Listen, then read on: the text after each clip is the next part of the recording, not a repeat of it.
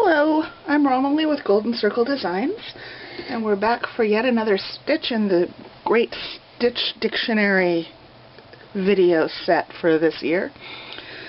Today we're going to work on split stitch, which is a line stitch that isn't used as much in modern embroidery except for maybe outlining a motif that you're going to stitch later with satin stitch to make a more even thing. But in the 12th and 13th centuries it was used really as a fill stitch by just lining them all up one at a time or doing little circles. And it was done with really fine thread, and it looked like really tiny chain stitches or just a smooth background.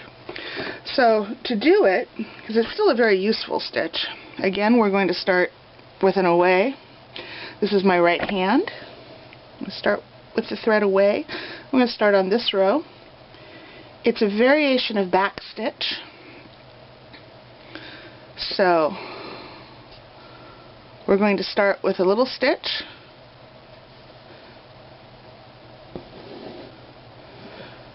Now what we're going to do is we're going to come up like we would in the back stitch, but we're going to split the thread. I don't know if you can see that.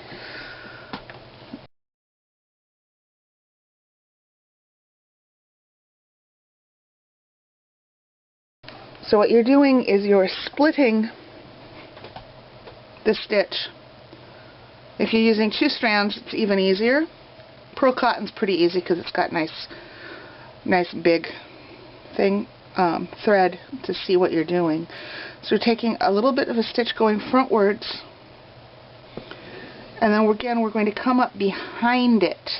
Oops. So we're going to come up in that same hole that we went down in last time, but this time we're going to split the next thread.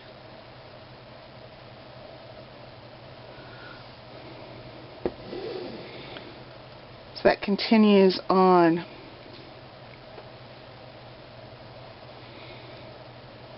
And again, without having drawn a straight line, it's a little bit iffy to follow, but this will follow a curve really nicely. Again, shorter stitches, tighter curves.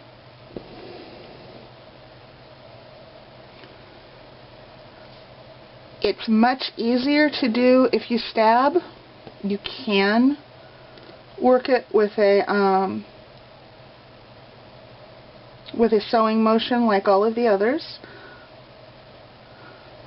In this case, this would be with a... Actually, I'm not sure you can with your left hand. Not easily at all. So, with 2 hands you can drop it down,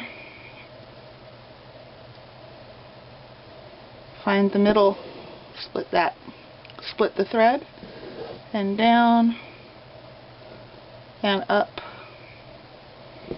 splitting that thread. This is relatively easy. It gives you a nice smooth line. Even with this thick thread, it's a pretty smooth line. Because of that, because you're splitting the thread, it smooths the line out a little bit more than back stitch. So if I have a choice between back stitch and split stitch to outline something in, I'll take split stitch.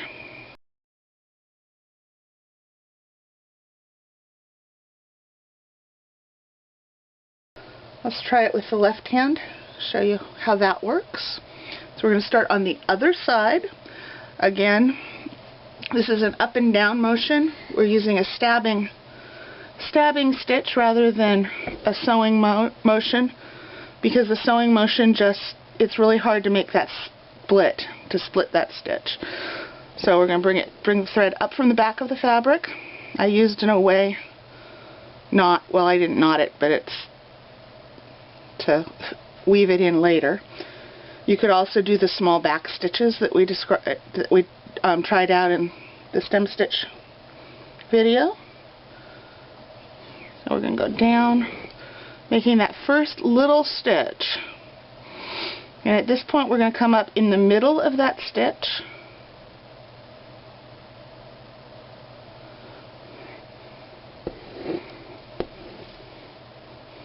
And our next stitch is a little bit further out. We pull it through. See how that's starting to look like a straight line? We're going to split that stitch again.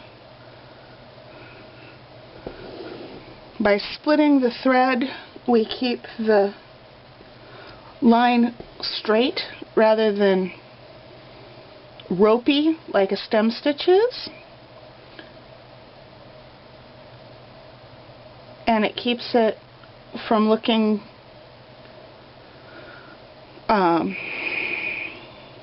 it keeps the in and out areas from that you get with a back stitch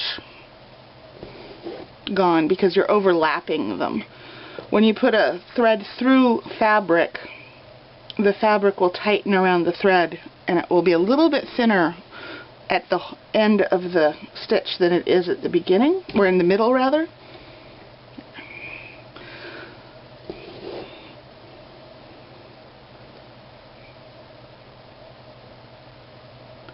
So just up. Oops. This is another one of that first type of stitch, up and down. That's all it does. Down and up.